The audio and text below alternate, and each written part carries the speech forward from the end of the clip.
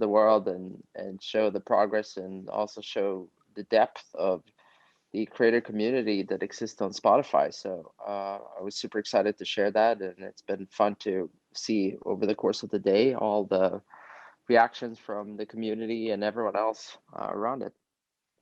So one thing I love about the creator economy is remix culture and the fact that everybody can kind of weigh in. They don't need to have all the creativity. They can just add a caption or a new spin on a joke. And I feel like you guys have actually been the subject of a fair amount of memes, maybe you in particular, Mark, between your Capitol Hill appearances and e-foiling on that cool surfboard of yours. Mark, do you have any sort of response to the memes that you see about you, or is there a favorite one of yours? I don't know. I don't take it too seriously. I mean, I think probably if I had to go with a favorite, I think it's got to be smoking meats. I mean, I do love grilling and cooking, and that was silly, and I appreciate that everyone enjoys it. Yeah, I think that one's adorable. And you and your Sweet Baby Ray's hot sauce, I feel like if you ever quit your job as Facebook CEO, you have a great sponsorship deal lined up for them. Okay, so one thing that I wanted to tie into the creator economy is the NFT culture, which is on the massive rise right now. And for that, we did something a little bit special today. I had this idea of wanting to do live portraits of the speakers that come on our show, Press Club. And so I want to present you guys with a portrait that I worked on with my incredible friend Finch, an absolutely amazing painter. And if you click on Finch, who's on the screen right now, you'll see this portrait that he has made specially for you guys right now, featuring you in his iconic honey bear style. Would love to have Finch just say hi and talk about it for 1 second. Hi there. Thank you so much. So yeah, I'm a street artist in San Francisco, and I focus mainly on public art, but I also do fine art. This collab is the first NFT that I'm going to do.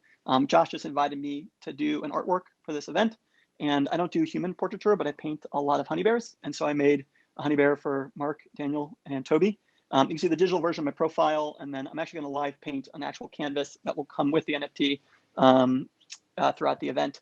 And then I really wanted to thank all three of you for your work. I'm a creator, obviously. I run my entire business through Shopify, everything from inventory to shipping. It's really all centered there. And then I use Instagram really extensively. It's where all the visual artists hang out and share their work. And then I love music, like a lot of people. So thank you all so much. That's awesome. This is so cool. Yeah, I've followed your work for a while, and I just love the style of what you're doing. I have to say though, Daniel, do you actually play guitar? Yeah, I do. So this was pretty fitting. I love the work too. So this is great. I'm gonna try to see if I can get the NFT version of this one for sure. Yeah, is this a reference to the Silicon Valley honey bear scene? I actually haven't watched the show. I found that it hit too close to home, and so. Yeah, I might have an advantage being in Canada. I can look at it from a distance. Okay. Amazing. Super Finch, cool. I just want to thank you so much for doing this work. If you guys are interested in this work, we just put the NFT up for auction on foundation.app. The link's in my profile and Finch's profile, and we're giving 20% to the US COVID Relief Fund from Give Directly, which is one of our favorite charities that really does incredible work in making sure that money makes an impact. So yeah, check that out. We'll be talking about it a little bit later at the end of the show. But thanks again, Finch. But I want to get into our big real topic, the creator economy. You guys are powering these platforms where so many creators have built their audience, starting to monetize their audience. I would love to just get like a quick overview, that big picture vision of why you think the creator economy is blowing up right now and what this means for culture. Mark, do you want to kick us off? Yeah, sure. Yeah, so, I think we all kind of hope that in the future, the economy is one where everyone can pursue their interests and their creativity and can have jobs that are more exciting for them. So the question is just, how do you build up the economic models to basically support all of that? And, I'm really excited to hear what Daniel and Toby have to say too. But, a lot of this is, there are going to be a lot of tools that need to get built. The creator economy goes across, all of these different types of content, right? So it's not just musicians and people who are creating videos and online content, but I think a lot of journalism and long form writing fits into this. A lot of gaming, I think, increasingly fits into this. To some extent, there's a lot of physical goods and creativity that people are able to enable and start businesses around. I mean, one of my favorite little kind of stories from throughout the pandemic is, there's this restaurant that I loved in San Francisco, and during COVID, they basically transitioned their business model to a dumpling subscription service. And it's like, all right, it's super creative, and the tools for being able to supply this, are basically being built on the internet by a bunch of these platforms, and I think it's just really exciting. And when Daniel, your keynote recently, you talked about this goal to basically be able to get support. I think it was 1 million people, right, who are creators, full-time jobs on Spotify. And I think if we can kind of all do that together, so musicians can do that, but also small business creators coming up with creative different ideas, create new business models around journalism and long form writing, videos, people doing all kinds of different entertainment. I just think that this is so important for having a broad based and stable economy that's inspiring over time. And that's a lot of what we've been excited about. I mean, it's I talk a lot about small businesses and Facebook. We have about 200 million businesses that use our products. The vast majority of them are small businesses who use our products for free. We don't have an exact accounting yet of how many creators, in addition to the small businesses, are on the platforms, but we think it's probably around a similar amount. That's people who are basically, using, it's like their personality is their brand, and they're using these services in order to either grow their influence or monetize their community and as a job. And I think over the coming years, it will have to evolve so that way a large percent of these folks can basically make a full-time living through this. And I think that that's just going to be super inspiring. That's awesome. Yeah, I think the idea of helping people turn their passion into their profession is so critical, because there's a lot of people that don't want to have a traditional office job anymore. And when you ask, I think it's like 30% of elementary school kids say they want to be influencers. It's beaten out being like an astronaut or a fireman. And I think that that's a really important and pretty sizable shift in, not just popular culture, but like where we see ourselves in terms of the occupations. Daniel, would love to hear your sort of bigger picture thoughts on the creator economy right now. Yeah, this is something we talked about just very recently, like Mark spoke about too. And our view, just in the space of audio, just a few years ago, we had about 3 million creators on our platform. And today, that number is over 8 million. And we've said by 2025, we think it will grow to about 50 million creators. So just the explosion of the people who want to be creative and who are expressing themselves through music, through podcasting, through audio is just staggering. And what's fascinating to me, as we spoke about, is this notion about making it so that more of these people can live off of their passion and live off of their art that they're creating. And what's interesting, I feel, is that it's very much of an omni-channel expression by these creators. So it used to be before that if you were a musician, as an example, you just put out music. That was kind of the thing that you were doing. But almost every successful creator now is omni-talented and in omni-channels. That means that they are on YouTube putting up videos, they are on Instagram, they are perhaps putting together brands and putting it on Shopify, but they're also putting out music and merchandise on Shopify and music on Spotify, of course, and touring. And so they're really just doing a multitude of different things and connecting with their fan bases across many different platforms. And so I think it's a super interesting early stage, but there's a lot of friction still of being a creator and managing your fan base across all of these different platforms that I think will be considerably easier in the coming years. Um, and even this distinction between sort of what a casual fan is and what a super fan is, I think will dramatically change in the coming years. I think musicians have historically made a lot of their money from those biggest fans, the ones willing to buy those front row ticket packages, those like collector's items, signed guitars. Would love to hear maybe, Dane, just quickly how you think about Spotify letting creators and musicians drive that deeper monetization, because a fraction of a cent per stream, it adds up at a big amount, but every creator has some super loyal hardcore fans that would love to get behind them in an even bigger way. I know you guys have started to sell like merch and concert tickets, but any thoughts on going deeper there around meet and greets, live events, or anything like that?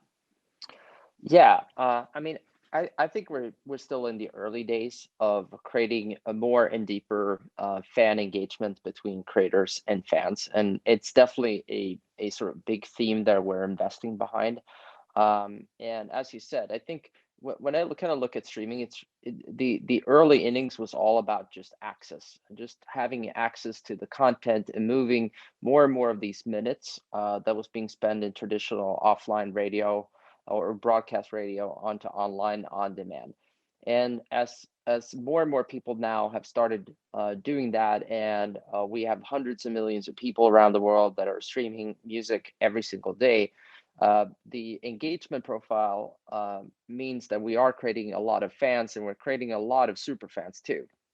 So far, music has been sort of a one size fits all, where we've just monetized it through the streaming revenues in itself. And you had to, as a creator, figure out how to monetize that fan base off of other platforms. But I think the future is that we will become a lot better at monetizing your fans and your super fans, even on Spotify. And I like to think and hope that platforms like Shopify and others can then interact with Spotify, and likewise, you can have Spotify content be on Instagram or Facebook in order to kind of drive that 360 experience. Yeah, I think that mirrors exactly what Signify, or the venture fund where I work, we did this big research project, and what we found was that over 50 million people are now starting to make money off of their creations. But one of the biggest trends there is people moving their fans off of the biggest social platforms and onto things like Shopify. Toby, would love to hear your opinion on sort of how that trend is playing out now, as fans don't, or as creators don't just want likes or clicks, they want actual profits and to be able to support themselves with their passion. Yeah, Josh, I think I think it's overstated that people make like a choice or want to move people from one place to another. Like, well, look, I think I've been really inspired by. This is like an older reference. Like Kevin Kelly wrote an essay about 1,000, like it's titled 1,000 True Fans, maybe 15 years ago or something like that. And I find that's really, it's such a wonderful vision for the internet. I tend to think of the internet as the biggest city in the world, right? Like with now billions of people on it. And I think what Daniel is doing so successfully, and other websites are doing well, and Instagram and all these other things. It's just it allows people like to find their these 1,000 fans, right? It and do so directly, and I think that's a very different that's a very different environment than what was before. Like in the retail world, we've always had a lot of gatekeeping, right? There was limited shelf space just meant that a lot of choices had to be made, which meant that the kinds of products that were created had to be very, very, very sanitized, very broad appeal for just logistical reasons, right? And so I think what's been so amazing is now that just a lot more people can participate. And what you see is just much, much more specific products are being created because it's so efficient to find the people who are really like the things that you have to offer. And what's interesting in this way is that almost all the people I'm talking to, you're right, they're doing this very multi-channel, but they're going direct through each of these channels. They manage to figure out where the people want the particular thing that they're making, and this is such a positive sum situation. It creates these businesses. It creates employment, especially if people manage to find more than 1,000 true fans, and it's a huge factor for economy. It's super exciting, and it's a lot more participatory than I think what's come before, and I think that's really exciting. And one thing that I'd add is, I think that people want a lot of different ways that they can basically monetize and support themselves off of their art or whatever the work is that they're doing. So it's important that people have all of these tools. Artists are going to want to directly monetize their art through things like Spotify. They'll want tools to be able to give fans more specific access. They'll want to do basically sell merch and different goods, either that they create or that they curate. And that's where all the commerce stuff comes in. And you see that not only on Shopify, but also in the commerce work that we're doing, and a lot of that we're doing in partnership with Shopify.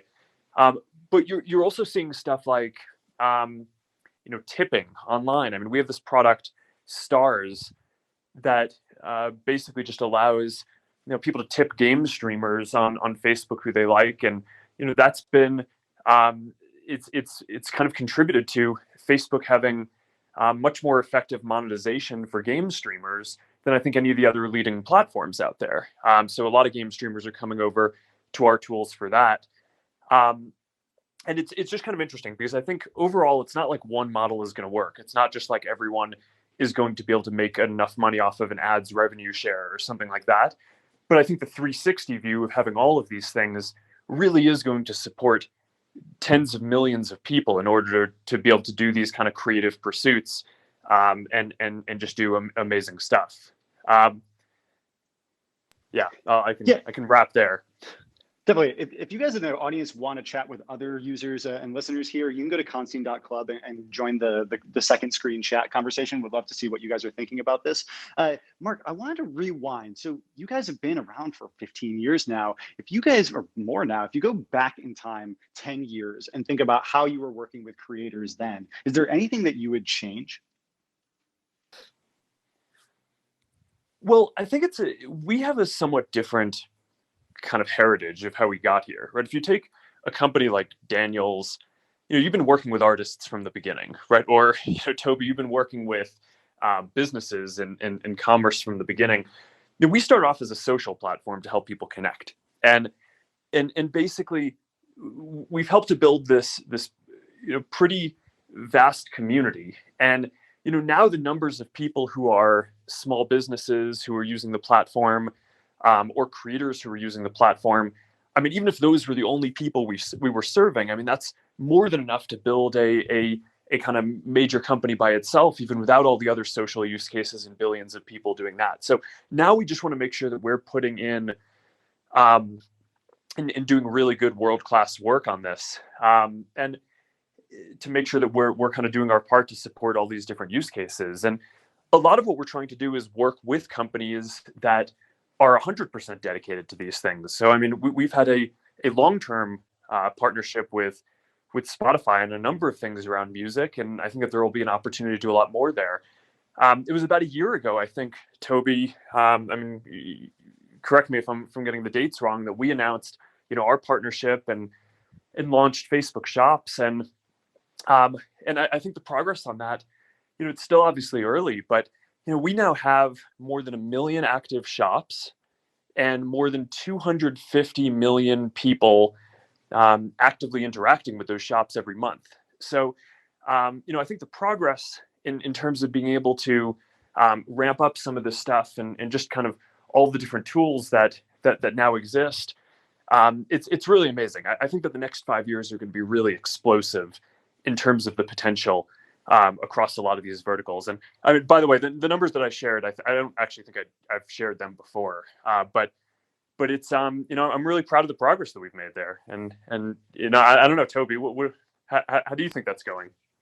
It's really great progress. And again, I think what's important here is the way these business models work and how they shape the world. I think this sort of positive sumness of what Daniel's doing for artists is very quickly overlooked, or often overlooked, right? Because there's a lot more people who will be able to make a living as artists because of what Spotify is doing.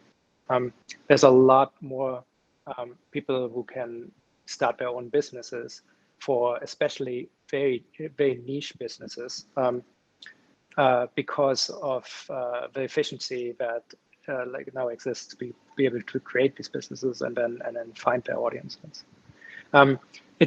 It almost feels like there was a buildup of infrastructure that we've done on the internet for the last 20 years, which just somehow just about was like good enough. Maybe a little bit janky around the sides, but with COVID happening and so many people having to look for another way of sustaining themselves, like that dumpling business you talked about, we just about had all the infrastructure there that allowed people, even non-technical people, to go and take their businesses into this amazing city that is the internet, and that's really, really important. We'd love to hear you guys talk a little bit more about why this is important to the U.S. economy. Like, why does having a creator set, people who are making their money independently, why is that great for a more robust economy? I think just let me speak for the SMB space just for a second. Like a lot of people work for small businesses, right? Like it's depending on where you get the numbers from, it's like 50 to sometimes 80% in international cases. Definitely more than half of people work for small businesses, but that's not a stable group, right? Like it's small businesses go out of business a lot. For lots of reasons. Right? Obviously, restaurants are part of it, which have famously high turnover rate. But in general, they go out of business a lot. The reason why it still works and why it provides so much of employment is because there's a lot of new ones that are being created as well. It's generally a leaky bucket that's being refilled, hopefully at the same rate or faster. It actually hasn't been true in the last while, like for the last couple of years. It's now the last, I think 18 months, for the first time it's picked up again, that new business formation has picked up as a number. Again, this is about a lot about friction. It was just very, very hard. Unless you had a technical background, you were probably not going to be a retailer a decade ago, 10 years ago, right? Like it just didn't work. Like I could only do it because I'm a programmer. And that's an unnecessary restriction, and working really hard to build companies that make it more participatory and create better equality of opportunities for people who want to start businesses or want direct connection with their fans and all these things. It took a while to build. Yeah, I also think one of the things that I'm most excited about here is just the idea of better representation for a wider set of creators. Traditionally, when you had to go through these big mainstream media platforms to reach fans, you kind of had to boil everything down to this lowest common denominator and make this one size fits all content. And it seems like now, because you don't have to make something that's fit for the radio, on Spotify, you could just make something that's fit for 1,000 people who love your very unique, quirky style, or a game streamer that streams an old retro game that most people don't play anymore, or a Shopify seller that sells something that most people don't need, but a few people just absolutely love. I feel like that's awesome, because it means that every niche gets its star, like every subculture gets somebody that represents it. And then you end up with more people who can look up to that stage and say, oh, I see somebody who looks like me, who talks to the things I care about. Maybe I could become that kind of person too. Yeah, I think that's super important. And also, I do want to highlight that this is very much a global phenomenon too. So, it's certainly prevalent and it's very large in the US economy.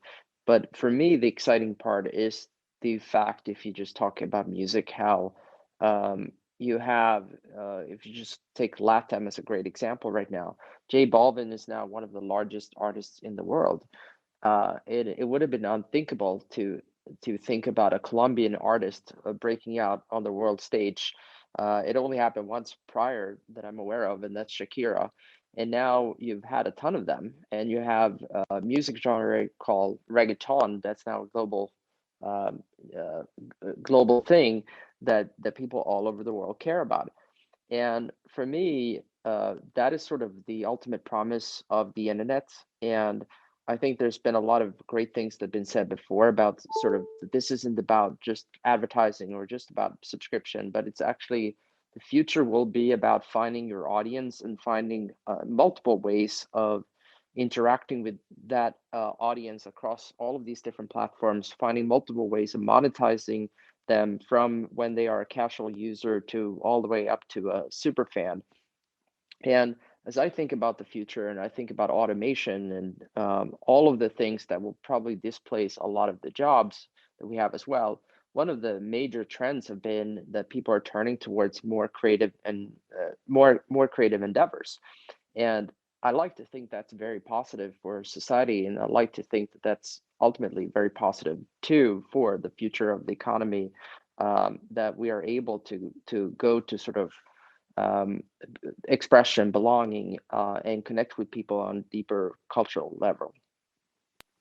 Yeah, and Josh, going back to your point before about why this is important for the overall economy, I think that if you look country by country, you can measure the strength and stability of different countries' economies by the vibrancy and kind of number of small businesses that they have. For all the attention that gets paid to the stock market and kind of the biggest companies, I think that this is where the majority of employment is and the majority of the work that's going on in the economy. So I think it's whether it's creators or small businesses. I think I mean this is really important for kind of overall health and prosperity around the world. And one of the most important trends I think on the internet is that you basically are giving all these individuals the power to do things that historically only larger enterprises would have had, right? So I mean, Toby was talking about this before in terms of, all right, he couldn't have gotten started, with his initial shop unless he was an engineer. But now you don't even need to be able to code to create an awesome online presence doing this. And we see this in things like marketing, where it used to be that if you wanted to reach your audience in the way that Daniel's saying, you would have had to have been a big company doing pretty sophisticated analytics and marketing. And, if you were the woman doing the dumpling delivery service that I was talking about before, there were just that just wouldn't have been accessible. There's no way that she has an analytics team, right? That can figure out who are the people who are likely to want to subscribe to her dumpling service. That's just wasn't going to happen. But now you basically have these platforms that level the playing field a bit and make it so that you can grow a more vibrant sector of creators and small businesses. And I think that that's one of the most important things that's happening on the internet right now. Yeah, I definitely agree. I think that what we're seeing in SignalFire's big creator economy report, we just found that creators are having to become founders. They have to cobble together both tools and teams to be able to support themselves, because you can't just be a guitarist anymore. You have to be a data scientist, a growth hacker, a merchandise designer, a community manager, and you probably can't actually do that all yourself, nor can you do that all manually. And so you really need the support of these tools. I'm also really excited about the finance element of this. I think we're going to see more around helping creators get off to a good start even before they're maybe self-sustainable with their own creation. We funded a company called Carrot, which is a credit card for influencers, so they can fund their video production or their content creation before they get that ad revenue share or that sponsorship money. And I think that supporting creators right from the start with financing is really important. And Mark, I know that Facebook is building a newsletter product, and there's been discussion of whether it's going to take a cut of that newsletter products revenue. I would love to hear if you could talk any more about that, and both in the sense of if Facebook's going to take a cut, but maybe even if Facebook would provide a stipend to help creators get started on Facebook's newsletter product. Yeah, I mean, I don't want to get ahead of the team that's working on this and is going to announce it soon, but I think people will be happy with what we're doing here. our goal is to basically build tools across these different categories where people are doing creative and intellectual work that give very favorable economics. And so that's not just on the side of revenue share and things like that, but it's also just having very good monetization tools. So that way, over time, I think we should be able to build a lot of the tools that give people the broadest audience. But even while that's ramping up, I think that we should be able to give people the ability to have more monetization per person who's in their audience. So that's certainly something that we're looking at. I mentioned it in game streaming before, for journalists and long form writers as well. I just think that there's so much to do there. Mark, I know that you mentioned any more like the commerce stats or things that you guys are working on now. Just wanted to see if there was anything more you had to share there on that news. No, I mean, I'm pretty excited about the potential of where this is going. I mean, we're, I think, a little less than a year in and having 1 million active shops and 250 million people using them actively.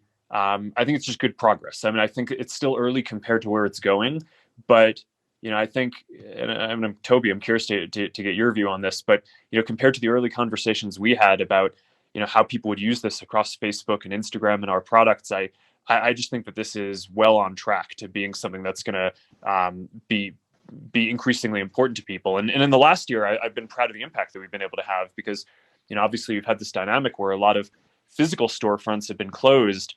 So just making sure that people can continue to sell things on the internet has been very important for the health of these businesses.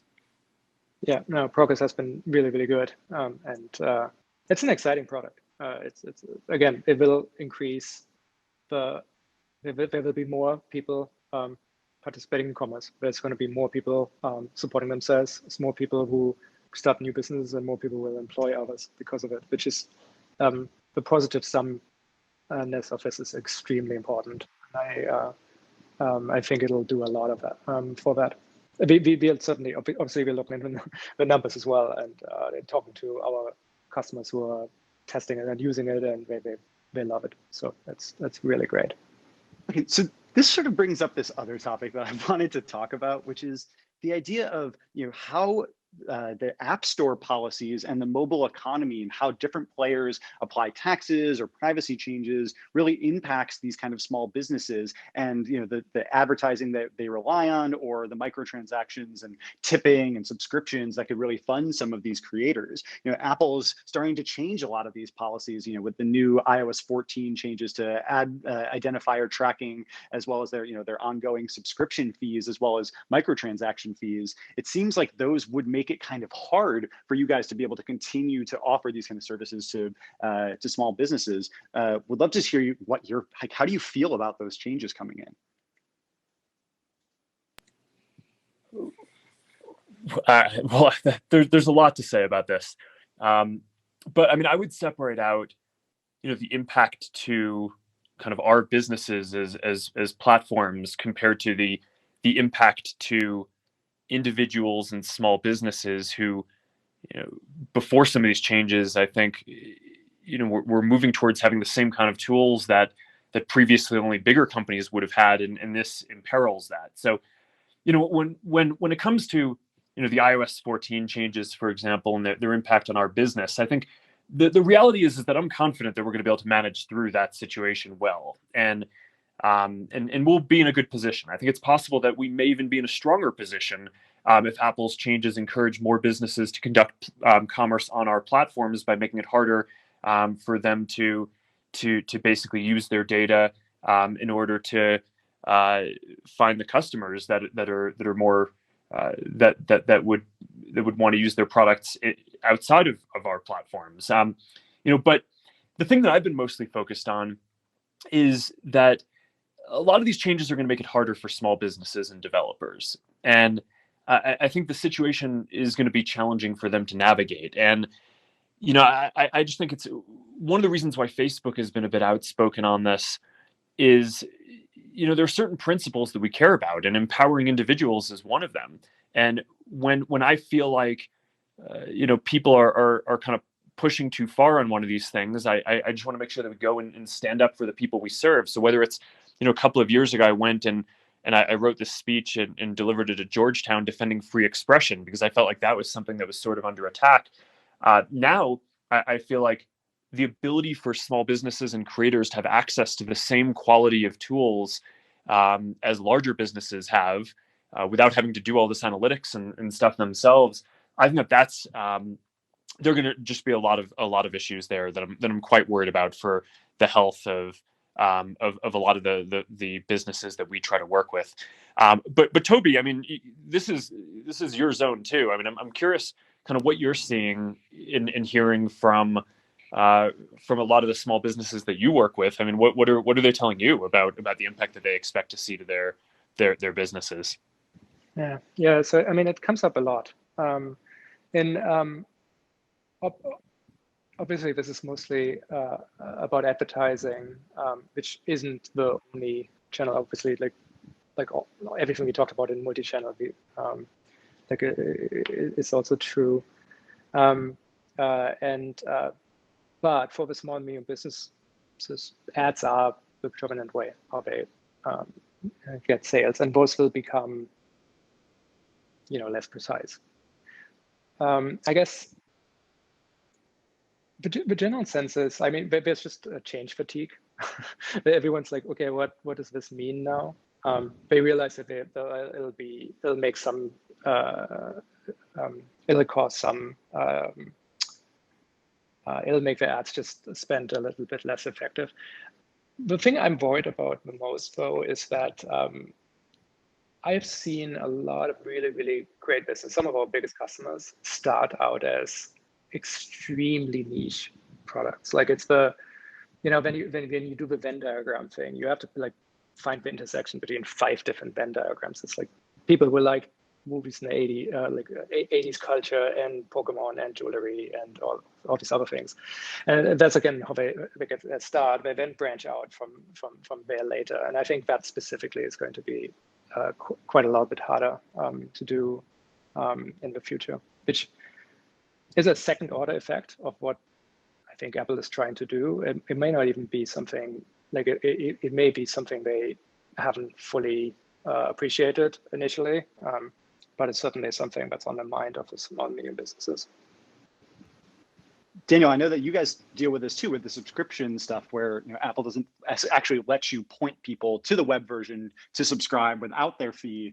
So you kind of either have to just give them that subscription with that added fee, which often means you have to increase your own price, which seems pretty harsh for the end consumer, or you have to leave it up to them to figure out that they're not supposed to subscribe in the app and go find it. Like, how have you felt about that? It seems like that just doesn't have transparency in front of mind. Yeah, I mean, just to take a step back, though, I think we've spent the better part of, I would say, the last 20, 30 years to argue net neutrality. And what's interesting is that most of that dialogue, I feel we fought long and hard over, and now we're in this new kind of platform war where these platforms, and in particularly iOS, is now closing down a lot of the things that we associate with the internet. And I think that's a very scary development. And we're talking about something where, again, this is the primary now device that people access the internet.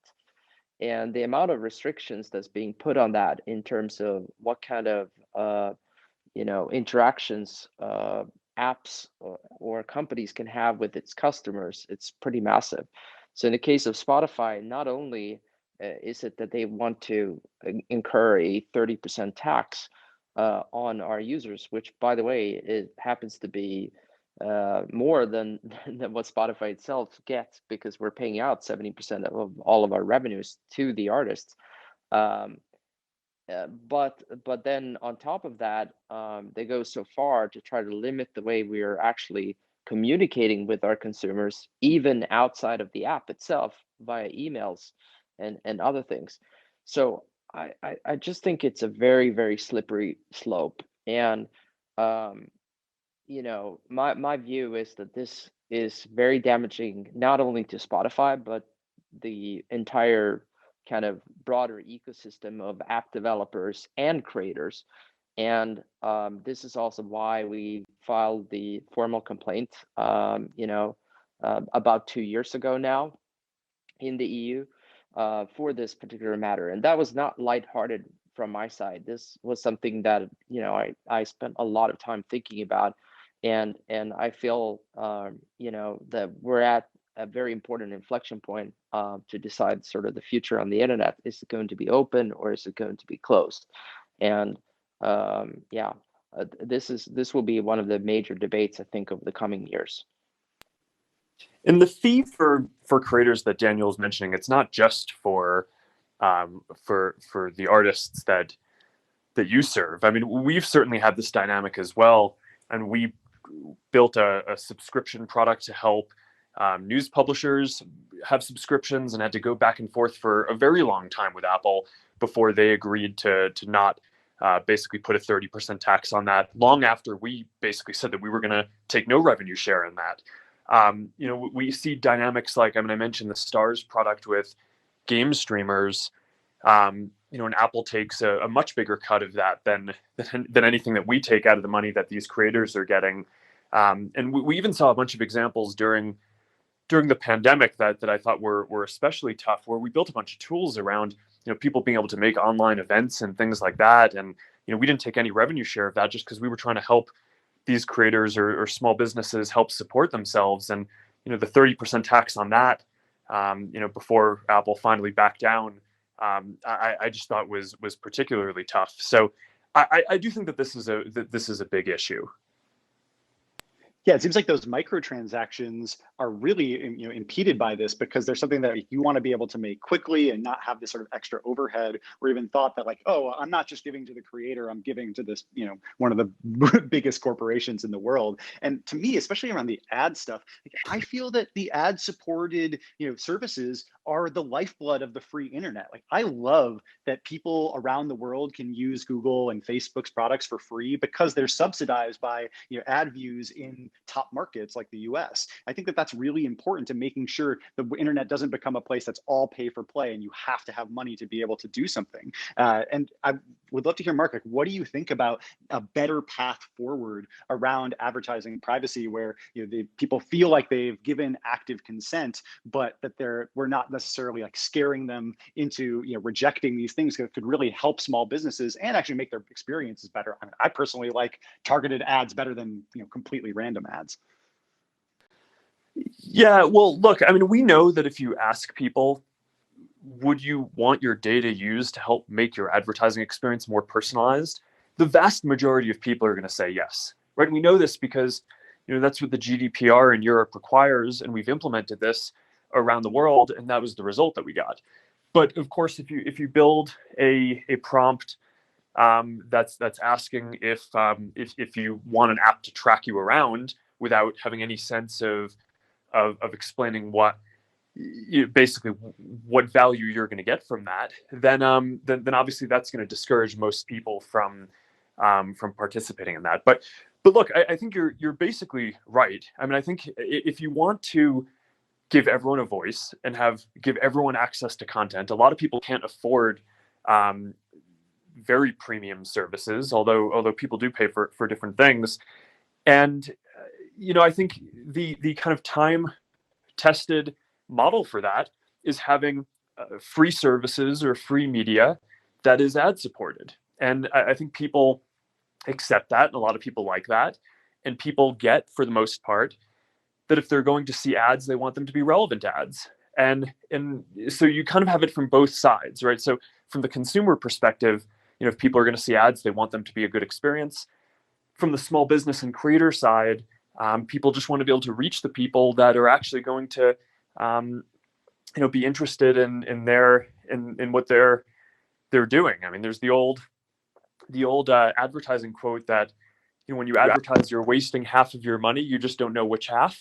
But for the first time, the internet made it so that could be a bit more precise. And I think without some of this optimization, you just make it, it's not financially viable for a lot of these folks who are upstarts to kind of get into it. So that's what I worry about going forward. But but I do think that we'll be able to, offer a number of folks a path forward. Hopefully we can create enough value so that even if you have someone that's kind of taking a 30% tax on it, you're still able to enable millions of creators and folks to create a good livelihood. And I'm still optimistic about the future. I just think it would be a lot better for a lot of folks if there were a little bit less of a tax there.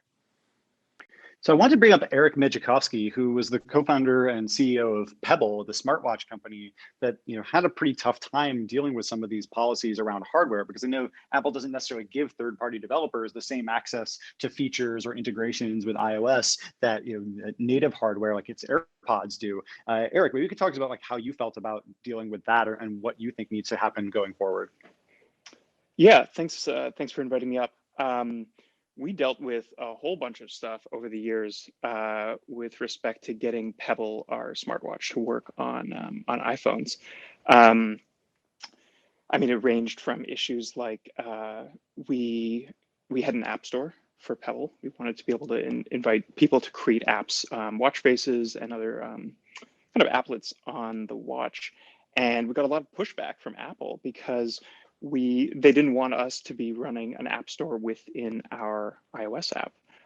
Eventually, it just took kind of like what Mark was saying, takes like 3 to 6 months to work with Apple and to get through these very kind of like a lot of back and forth. So that slowed us down a lot. I think the biggest difference though between say Android and iOS is just how much more open the platform is for people to create new experiences and new interactions. So for example, on Android, when we were working on Pebble, we wanted to be able to let people say like reply to messages or reply to SMSs or reply to WhatsApp messages. And there's a great API on Android where you can just send responses to incoming notifications. But on iOS, we were just blocked at every turn. We had to go through some crazy hoops to get replies to say iMessage working, and we weren't fully able to kind of create a good experience. And then Apple comes along and builds the Apple Watch, which of course has native integrations into all of the APIs. And it was tough for us because we really wanted to create a great experience for our users, but we just were limited by these kind of OS limitations.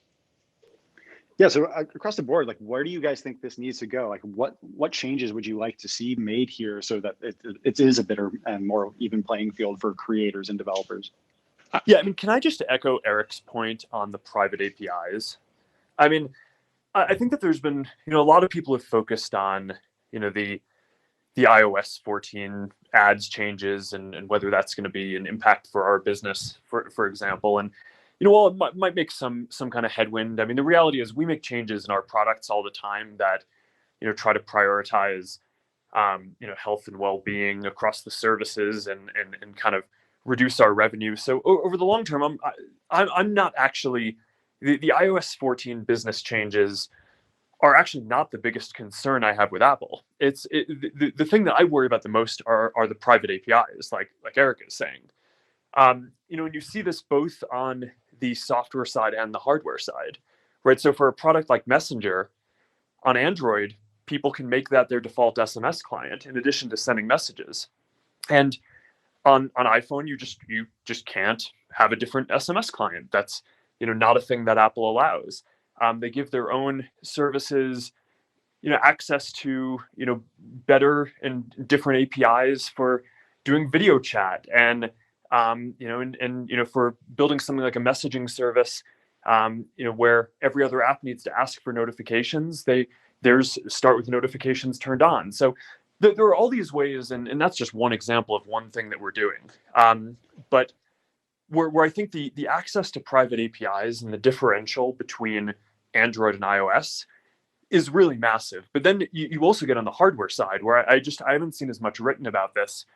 But our experience is certainly aligned with what Eric said too, in terms of just integrating devices with iOS is really difficult, and I think that they do that on purpose. And they have things like AirPods where basically the main feature that allows them to sell it for some kind of huge amount of profit, is that it pairs well with the phone, because they have given themselves an API that any other headphone provider, basically it's much harder for the headphones to pair, and the AirPods pair in half a second, and anything else takes 8 seconds, and it's just not as good of an experience. If you're trying to build a watch, which we're exploring, as just we talked about the kind of the wrist thing. I don't call it a watch, but it's the basic neural interfaces work that our Facebook Reality Labs team demoed some of our research about today. A neural interface on the wrist. If you want that to integrate with a phone in any way, it's just so much easier on Android than iOS. So my guess is that this is an area where there probably should be a lot more focus. And I do think the private APIs are just something that makes it really difficult to have a healthy ecosystem. I've got a quick suggestion for them if there's any Apple folks on the call. Enable side loading.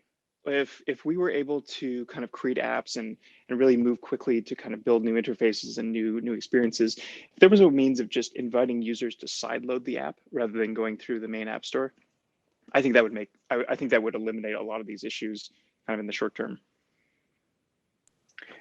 Yeah, I think that I would love to see Apple come forward with a just a more collaborative take. It seems like you guys are kind of lobbing policies at each other, and instead of just sort of coming to the table and being able to find something that works for everybody. It seems like there is an opportunity to build something that gives that level playing field for anyone. Mark, any other final thoughts on what you'd like to see them do there before we move into our last topic of talking a little bit about audio apps? I thought that was a lot. I'm curious what Daniel and Toby think. Yeah, from my side, I think the key word here is just enabling choice, and having more of a level playing field.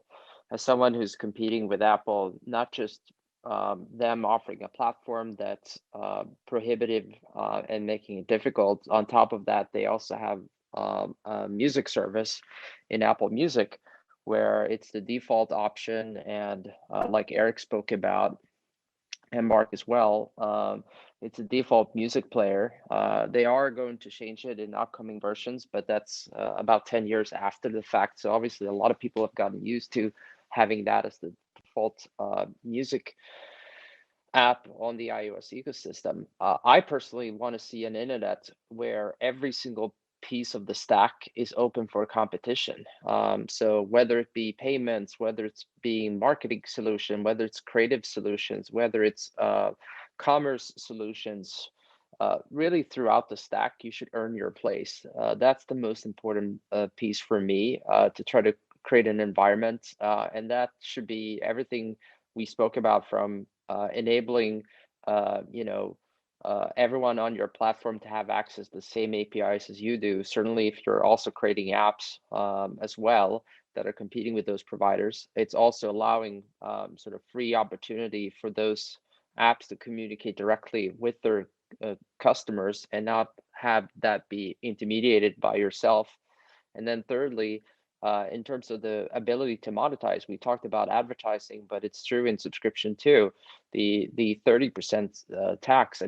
We used to have this in Europe. Actually, we used to have the telcos. We charged something equivalent to 30 to sometimes even 50% of whatever you wanted to offer as a way of monetization, and it obviously didn't lead to very, very much of mobile payments. And it turned out that it was only once we got to smartphones and were able to use credit cards as the underpinning to that, I think we made huge progress of enabling more and more commerce on the internet. But imagine if you could have paid with very low fees on text messages, where we could have been today. Yeah, totally agree with that. And I really think, open is good. Open leads to a lot more experimentation. And again, this is funny. Every time I seem to be in a Clubhouse room with you, Josh, I give a shout out to the web browser, but it is just such an incredible thing that it exists. I think it's worth saying that no web browser, if a web browser would have to be invented today, like it wouldn't make it through any app store, right? Like, and I think that's that's not good, but we have it. So luckily it's there. I think more competition on the infrastructure leads to better things for everyone who uses the internet, and everything that allows direct relationships leads to this kind of experimentation, leads to more businesses, leads to more direct relationships, leads to more entrepreneurship, and anything that helps people get their first sale is something that's very, very good, especially if it's on the terms of an entrepreneur. Yeah, I love that. Okay, so we're doing this talk on Clubhouse right now, and it seems like, between the pandemic breaking our sense of acquaintanceship, the inability to sort of gather together, and just the fact that people might be a little bit exhausted with video over time. Being on camera takes a lot of emotional effort. I think we all get that like Zoom fatigue after a long day of meetings, and so would love to hear you guys talk a little bit about why audio is sort of popping off right now in terms of social audio. Daniel, obviously you guys have been propelling more traditional music for a long time, as well as moving more and more into podcasts. But Mark, why do you think this audio stuff is blowing up right now? And I know that you guys, well, reportedly you guys are building something more specific to the space. Would love to hear you talk anything about that. Sure. Well, I feel a little silly talking about why audio is important when I'm in a room with Daniel. But overall, I think that there. I kind of have this theory of social apps that at the intersection of every medium and audience size, there's an interesting experience to build. So, you can think about kind of videos that are public, right? There's something interesting there. If you think about one-on-one, there's something interesting there. If you think about small groups, there's something interesting to do there. The same is true for text, right? Short form text, long form text, photos, gaming, all of these different types of mediums. And I think that's certainly true for audio too. And it has a bunch of the advantages that you said, right? You don't have to, prepare. You don't have to look good before you kind of get on to go do a podcast or a Clubhouse or whatever it is that you're doing. You can walk around a lot more easily. I think that there are a lot of you can consume it without having to look at the screen and kind of do that in the background while doing something else. You multitask better.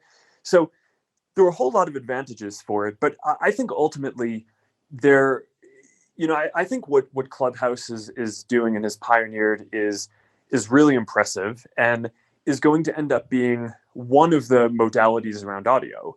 Live audio broadcast. You're going to have also, obviously, long form kind of consumption of pre-recorded, right? Whether that's music or podcasts, that's an important thing. And I'd love to do more in kind of integrating that content and partner with Spotify on that to create a good experience across the apps there. But I think Spotify builds great tools for that today. But then I think that there's a shorter form component to this too, where in most of these mediums, what you're seeing is there's sort of longer form video, shorter form video, longer form text, shorter form text. And I think that that's going to be true in audio too. So, the question is kind of what are the equivalents of that in audio? So overall, I think that this is going to be a pretty big space. The work that we're doing in this is trying to basically build out a bunch of the tools across the spectrum of how people would want to use audio, and there will be. I'm really excited about this. This is something that our teams have been working on, for a while. Since I think possibly even before the pandemic, but at least from very early on in it, experimenting with different stuff, and I'm quite excited to start rolling it out soon. Yeah, you guys actually were building like a live audio feature back in 2016, which seems like eons ago now in the internet age. But I think when it was locked inside the news feed, it felt like it's so much harder to quickly sample a piece of audio compared to like a video or a photo where you can really quickly get a sense of whether you're interested in it. Same goes for text. And audio is just so much more difficult with that. That's why we haven't really seen like an Instagram of audio discovery. And so I think it sounds like what you really need to be building is new destinations or more sort of peer-to-peer mediums rather than those traditional just sort of like asynchronous broadcast mediums. Does that make sense? Yeah, I mean, I just think it's going to be all of these things, right? I mean, I think people are going to want to broadcast audio. They're going to want to save long-form audio and be able to play it in the background. And I think that there are going to be shorter form things and kind of more discovery oriented and kind of quick exploration. So I know there's a lot of different use cases here. I mean, the trick to building products is not sort of having just having a high level theory on where things are going, but as you say, it's the execution, right? And getting the details right and making it so that kind of everything adds up and makes sense. So that's why you can try things a few times before you get them to work, and you just keep learning until you can make it work. But I'm quite optimistic about the space, and I think that there's going to be a lot to do here beyond the products that exist today. Yeah, I think a lot of people get the sense that this kind of social audio is all about these kind of talks, like these kind of big public speakers talking to a large audience, when I think one of the parts I'm most excited about is like the smaller social private rooms where suddenly you can seem to get on the phone with somebody that you might never call on the phone. Because I think there's so many people between like our 10th best friend and our 100th acquaintance that we don't get to talk to on the phone or have those sort of spontaneous interactions with, but we'd love to because we want to stay in touch with them, and that's especially hard right now. But Daniel, what are you thinking about this space? You guys are doing podcasts, but are you thinking of anything else around interactive audio or things that are more live? Yeah, for sure. And by the way, it brought up some fun memories. I remember Mark and we first collaborated on social music, which is a form of social audio back in 2011.